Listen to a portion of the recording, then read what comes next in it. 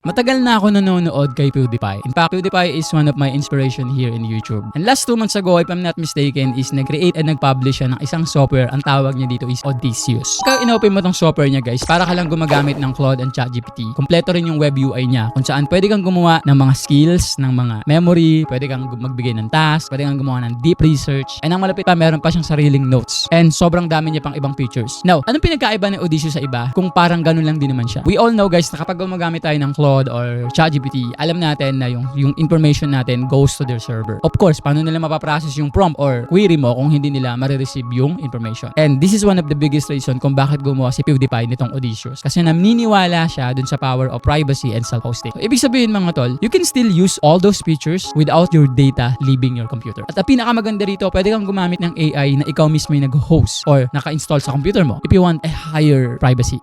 Pero, kung gusto mo namang gumamit ng matatalinong model pa rin, is pwede ka namang gumamit ng API. So, I guess ang pinakamalaking ambag talaga nito ni Odysseus is more on the privacy and self-hosting. And now, in this video guys, tuturo ko sa inyo kung paano natin i-install at i-set up itong si Odysseus. And bibigyan ko pa kayo ng bonus. Tuturuan ko kayo kung paano tayo makakuha ng API, ng libreng API, at ng libreng AI model. Okay? So, yun yung gagamitin nating pinaka-utak nitong Odysseus guys. Now, the first thing that we need to do is we are going to install Odysseus. And I'm not going to install it on my computer mga tol. Syempre, gagamit ako ng VPS. If hindi nyo pa alam yung VPS guys, it means Virtual Private Server. So, think of it like para siya computer mo sa cloud. Now, bakit mas maganda na gagamit tayo ng VPS guys? Because it is more isolated at mas safer siya kasi wala doon yung mga files natin. Wala tayong mga sensitive information doon. So, if you're just going to study and use mga AI agents, something like this, recommended ko talaga na gagamit tayo ng VPS. Isa pa dyan mga tol, kasi yung computer natin, ino-off natin to. So, if we're running automation, gusto natin ng isang device that doesn't turn off. In short word, that runs 24/7. And doon pumapasok itong VPS guys, which happens to be the sponsor of this video is Hostinger. So, thank you so much Hostinger for sponsoring this video. So, ngayon ang tanong, madali lang ba to? Yes guys, definitely sobrang dali lang. Ilang steps lang to, masusubukan na natin agad yung Odysseus. And matututo pa tayo kung paano kumuha ng pre-API with pre-AI models. So, ang una natin gagawin mga tol is of course, kailangan natin i-install at i-set up si Odysseus sa ating VPS. So, punta ka lang dyan sa link sa baba o kaya dyan sa comment, ilalagay ko yung link. Open mo lang yung link na yan mga tol and mapupunta ka sa page na to. And dito makikita natin na pwede nating i-deploy si Odysseus in one click. So, this is very basic mga tol. Sobrang ganda nito sa beginner. Napunta lang tayo sa baba guys and makita ninyo dito yung iba't ibang VPS hosting plan na ino-offer ng Hostinger. So, meron tayong 4 na options dito. And as I always say mga tol, kung gusto mo mag-aral ng AI automations, gusto mong pag-aralan yung mga AI agents, I really recommend na gumamit ka ng VPS. Do not use your own computer. Unless yung computer mo is spare or walang laman. So, there's no risk at all. But still, connected ka pa rin sa local network mo. So, you need to be a little bit technical for that. And makita ninyo dito na meron tayong most popular, which is the one na suggested ko para sa lahat mga tol. Kasi kung papansin niyo yung KBM1, 409 a month siya. Hindi masyadong malaki yung diferensya sa KBM2, pero makita natin na malaki yung diferensya niya pagdating sa specs. Yung KBM2, meron siyang 2 vCPU cores at meron siyang 8 GB RAM. So, kung nagra-run ka ng automation or let's say sabihin natin meron kang AI agents, this is enough guys for you to just learn how it works. And other than that, of course, we have 100 GB of NVMe disk space and 8 terabytes of bandwidth. So, in this tutorial guys, kukunin natin yung KBM2. Ang next na gagawin mo lang dyan is you're going to click choose plan. Mag-open ngayon yung cart natin and you can see here na meron tayong iba't ibang period na pwedeng pagpilian. I don't suggest 1 month kasi hindi natin may enjoy yung ating discount. So, meron tayong discount dito mga tol. So, if you're just starting out or nagpa-practice ka pa lang, I suggest take mo yung 12 months. Pagkapili mo ng 12 months, you go down. May kita mo dito na meron tayong daily auto backup. It is recommended but it's up to you guys. And then sa baba, may kita mo naman yung server location. Now, you're not going to change any of this kasi i-recommend niya naman sa'yo kung ano yung may pinaka-best latency. So, just leave it as it is guys. Now, punta na ngayon tayo dito sa order summary. Para magkaroon tayo ng discount mga tol, ang gusto kong gawin ninyo is punta kayo sa HEBA coupon code tapos i-enter ninyo itong Doji Odysseus. Okay, and then click nyo yung apply. Magkakaroon tayo dito ng 10% discount. Once ready na yung lahat mga tol, you just click continue. Makikita ninyo na kailangan nyo lang mag-register. Just in case wala ka pang account, you need to register. Or kung meron ka ng account, you're just going to log in. And after mag-register or mag-log in guys, dire-diretso na yan, magpipill up ka na lang ng billing information. At ang pinakamaganda rito, pagdating mo sa payment option guys, meron silang GCash. So you can use your GCash kung wala kang card. And yun yung pinakamaganda kay Hostinger. Kasi ako mga tol, yung mga BPS hosting ko and even yung aking mga main website ko guys, ginagamit ko si Hostinger. And I'm using GCash para less hassle mga tol. So in this case mga tol, isip ko na yan kasi meron na akong BPS hosting. So jump na tayo agad dun sa setup. Tapos na kayo guys sa purchase process. Dito na kayo mapupunta ngayon sa setting up. So in here mga tol, may kita ninyo na i-install ko si Odysseus sa aking server. So yung admin natin, you can change that. I will change that to Doji. Kakopy ko na lang yung password na yan. And then I'm going to save it somewhere safe, no? Para hindi ko makalimutan. And then I'm just going to click next. Andito, checkan ko lang to mga tol and then deploy. Once na setup na natin siya guys, lalabas na ngayon itong dalawang application dito. So makikita natin dito yung Odysseus, of course, yung Odysseus natin and then yung Traffic. So itong Traffic guys, this is our traffic router. So ito yung nagbibigay ng mga pre-HTTPS sa ating mga applications. So I'm not going to dig deep on that guys. Baka malito tayo. Of course, doon lang tayo sa Odysseus. Now, the next thing that we're going to do is we're going to open it. Okay? Hindi natin gagamitin yung terminal. Gamitin natin yung pinaka web UI. Okay? So open natin siya. Click natin yung open. Kailangan natin mag-login. Naalala nyo naman siguro yung ating username, di ba? Admin. So pinalitan ko yun ng Doji. Password natin guys, kinopy ko na yun. So ipipaste ko na lang yun dito. And then I'm just going to click sign in. Boom. Ito na yung itsura ng Odysseus guys. So para lang din siya kagaya ng mga ginagamit natin. And as you can see, sobrang daming tools na in-offer niya dito. Right now mga tol, pag kinausap natin yan, walang sasagot sa atin kasi wala yung AI models naka-installed. So, like for example, sasagot tayo, hi. Of course, you won't get any respond to that. Kailangan nating maglagay ng or mag-connect ng model or ng LLM. So pag connect natin yung select model and as you can see, wala tayong models dito. So ito mamaya natin pag-usapan, no? Explore muna natin kung ano yung mga tools na ino-offer ni Odysseus. So exit natin yan, delete natin siya. And as you can see here guys, of course, yung mga typical na functionalities na meron tayo. Create new chat, search. Pwede tayo mag-search dun sa mga previous conversations natin. Meron din tayo guys na email if you want to add an email. Ayan. And tools. So these are the tools guys sa baba. Ayan. So we have brain. So sa brain natin, dito natin pwedeng ilagay yung ating memories and skills. And in here guys, pwede siyang mag-extract ng memories dun sa ating mga conversations. Okay? Whatever it is na mga conversations na ginagawa natin, pwede niya yung isave sa kanyang memory. And meron din siyang auto-extract skills. Kung saan automatically na kumukuha siya ng mga skills sa ating workflow. So maganda rin to mga tol, no? Minsan di na natin kailangan i-describe. And yes, yung auto-approve. And meron pang ibang mga setup dito na pwede nyo naman pag-aralan. No? Hindi ko na masyadong i-explore to guys. So off natin to. We also have our calendar. Ito yung pinakamalapit guys kay Odyssey. No? Meron siya mga ganito na may mga calendar pa siya. So pwede siyang mabasa ng AI natin. So if you have a lot of schedule, you can use your AI to ask or to set schedule for you. And we have compare. So meron tayong blind, parallel, shuffle, save, whatsoever. This is model comparison. Wow. Amazing. I never thought PewDiePie can do this.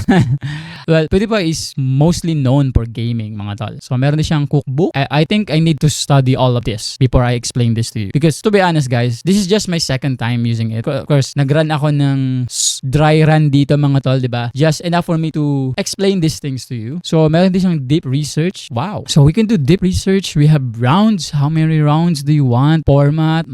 Fact check. Wow. How to compare product. And gumagamit din siya ng mga search engine which is amazing. You can see guys, there's a lot of things that we can do here. So back tayo. And we have the gallery. Amazing. So what does this mean? Sabihin ba nito kapag na-connect tayo ng mga, let's say sabihin natin mga AI or image generator LLMs? Well, we gotta try that one. So meron tayong library, yung ating mga chats and documents, research archive, and of course, and I think guys, this is one of my favorite, of course, yung ating notes. See guys, I really love taking notes. Okay, I even created my own software for that. So yeah, you can just literally, if you're studying, tapos gumagamit ka ng Odysseus, and you want everything all in the web UI guys, pwede tayong gumamit ng notes dito. Wow. And of course, yung task natin, kapag meron tayong pinapagawang task for calendar, email, chats, document, you name it. So, tignan natin yung mga task dito. So, you can pause and you can activate a task. Okay, select. Oh, you can also delete. And then you can also add. Wow. Okay, pwede rin tayo mag-add and then ito yung mga pwede nating i-add dito. Kunyari, action on schedule and then we can set it up. Amazing. This is amazing. But I think merong konting problema sa UI. Ayun. Did you see that? That's negligible na yan mga tol. It only happens when you zoom in too much.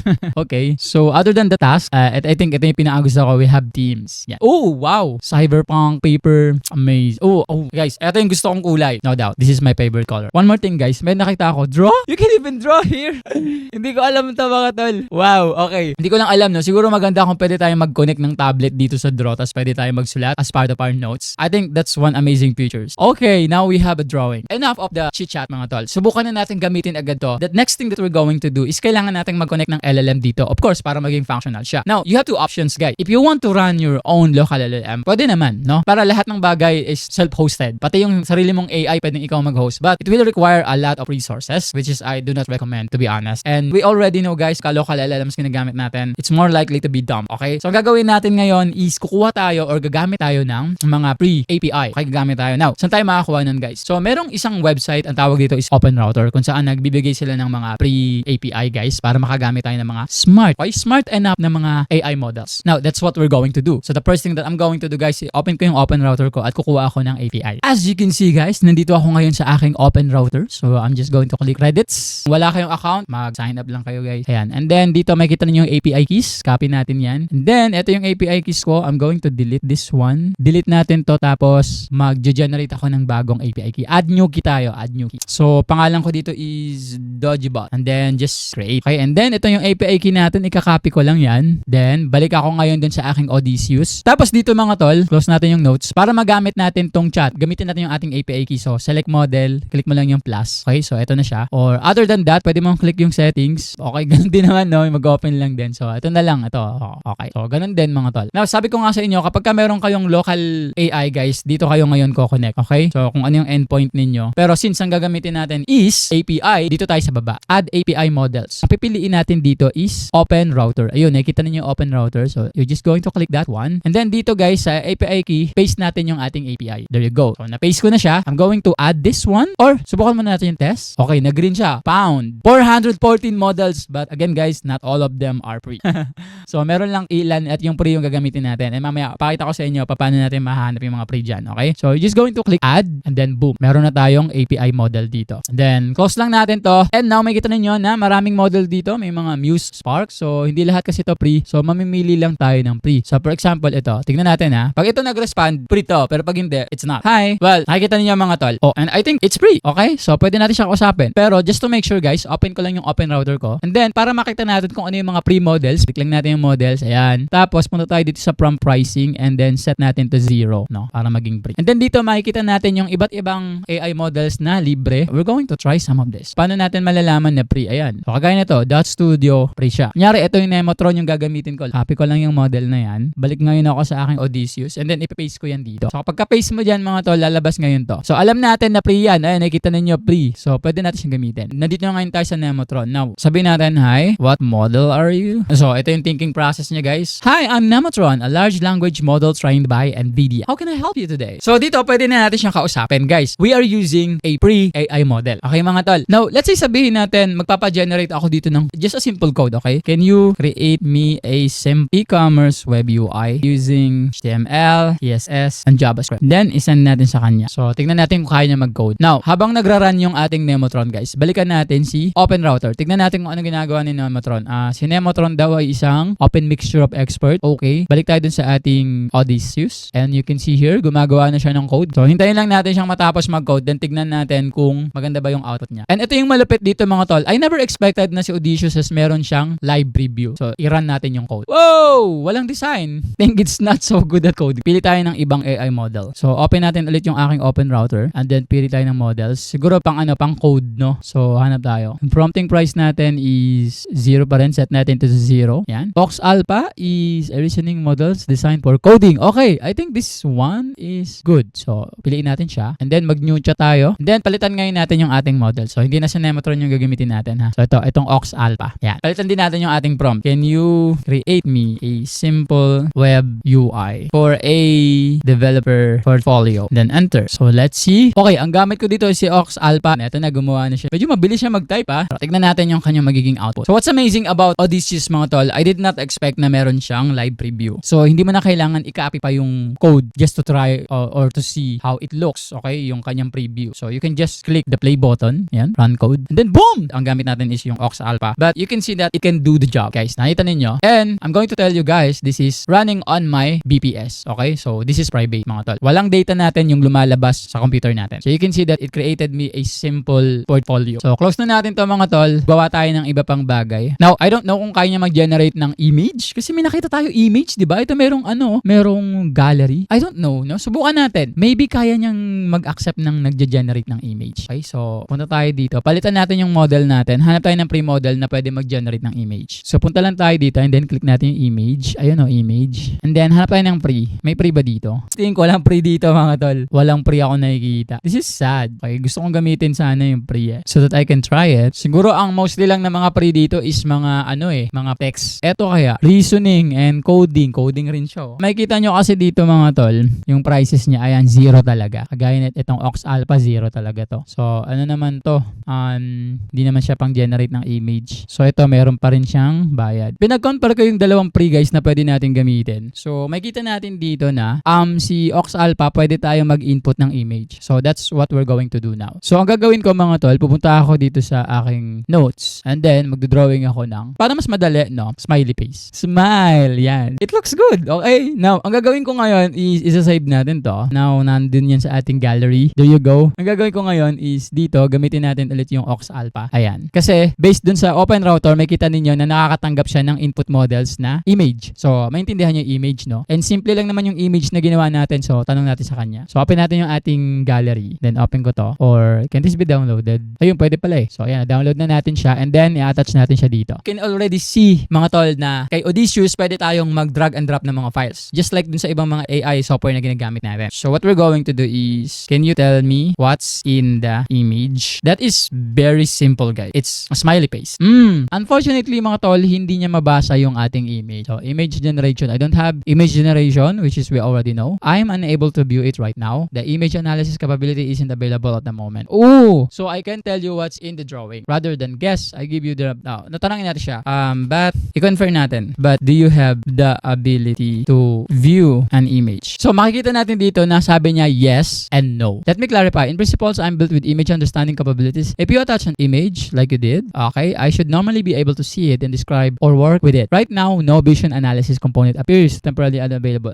So I think it's on the Odysseus itself, no? Wala siyang vision analysis component. So I don't know bakit, no? So as of now, I see that we can attach files. So maybe this is just files like mga docs or .md, but that actually a media. Now guys, what I'm going to do is to test, no, yung ating image file. Baka kasi ang binabasa niya lang is mga docs, no, not media. So mag-a-add ako dito ng me.md. And then lalagay ko dito name, Doji creates, role, future, AI engineer. So I think etong dalawa lang na to yung aking ilalagay na details. Hindi mo kailangan marami. So save lang natin yan and then i-drag and drop natin to dito. Kita na natin. So nalapag na natin siya. Maybe ang kaya niyang basahin is files, not actually media. Can you tell me what's inside? It has the ability to read files. Okay? So pwede kang mag-attach ng file and then mababasa niya yung mga files na in-attach mo. Okay? Name, Doji creates, and future AI engineer. So now the next thing that I want to do is to create some skills. So gusto ko mag-add ng skills. I think dito ko na lang din ilalagay. Then chef. And then yung description. Ang nilagay ko dito is I'm going to give you a dish name and your task is to give me the list of ingredients and recipe. So ito yung gagawin kong skill. Na maglalagay ako dito guys ng instruction. Lagay natin dito yung trigger. When a user gives a dish name. Number 1, search the internet and list down all ingredients and additional optional ingredients. Number 2, create a beginner and easy to follow recipe. Okay? So, ito yung ating skill. I'm going to save this, tutupiin ko siya, and then ibibigay ko siya dito. Then sabihin natin na ipapa-add natin to. So, what I'm going to do is, can you add the MD file as a skill? Then, enter. Tignan natin kung kaya nitong model na to. No? So, ang goal ko dito is makapag-add ako ng skill and then I'm going to try it. So, it's thinking a lot. I think it says na kailangan ako mismo yung maglagay. No? Pero tignan natin guys, punta tayo sa brain and then we're going to see skill. So, hindi nga siya nalagay. No? Hindi siya nakalagay dito. Siguro mag-add na lang ako and then I'm going to import. And then, eto siya mga tol. Ayan. So, import natin tong skill natin. Let's see. Di ko pa binago yung pangalan yan ha. The chef assistant task is to provide list of, okay na, nakita niya na dito. So, I'm going to save all. And then, nasave na natin siya. Ating memories. Ayan. And then, siguro magkikalight ako ng new chat. Ayan. New chat tayo. Subukan na lang natin siya. So, I'm going to type chef, adopt. And then, I'm going to send it. Now, tignan natin kung gagawin niya yung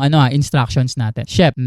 Okay. Guys, nabasa niya yung skill. Nabasa niya. Makikita niyo naman sa thinking niya. Ayan o. The user has a custom from chef whose task is to provide ingredients and recipes. So guys, gumana. Diba? We have created a skill. This is amazing. Okay, now, walang specific slash command na ginamit tayo. What we did is just we mention yung chef and tied up yun doon sa memory na ginawa natin, which is kapag ka nagbigay tayo ng dish name, ibibigay niya ngayon yung list of ingredients at saka yung recipe. And as you can see here, binigay niya sa atin yung list of ingredients. So, tupiin ko lang tong thinking. Makikita nyo dito, binigay niya sa atin yung ingredients. Ayan o, main ingredients at saka yung mga additional, which is also in our instructions at saka yung recipe. This is awesome guys. So, we can literally add skills, no? Okay, so I'm done with skill. Gamit pa tayo ng isa pa. Subukan ko tong compare. So, mga tol, magko-compare tayo ng dalawang model. So, meron ako nakitang pre dito guys. Ito yung pipiliin natin, no? Para maran natin kasi kailangan nga pre eh. Kasi pre version nga tayo eh. So, hanap pa tayo ng isa pa na pre. Okay? So, fast.